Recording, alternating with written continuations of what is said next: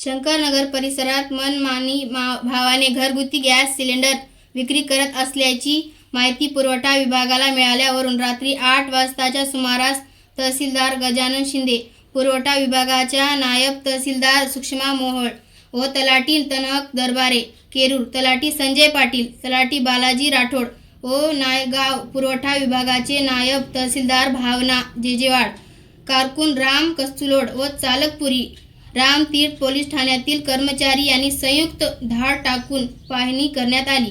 यावेळी बिजूर येथील दिलीप देशमुख यांच्या गॅस सिलेंडर पॉइंटला भेट देऊन पंचनामा करण्यात आला। यावेळी जवळपास 3 गॅस होते, त्यापैकी 1 रिकामा 2 भरलेले मिळून आले। त्याचबरोबर दिनांक 12 मार्च रोजी नायगाव तालुक्यातील श्रेया मेडिकल येथील गॅस पॉइंटला भेट दिली असता 14 रिकामी गॅस सिलेंडर मिळून आले, तर गुरुकृपा येथील पॉइंटला भेट दिली असता जवळपास 12 रिकामी गॅस सिलेंडर मिळून आले। सदरील गॅस धारकाचे कार्ड चेक करण्यात आले, त्यावेळी सर्व कार्ड मिळून आले। स्टार मराठवाडा माझासाठी केम शेख केरकर।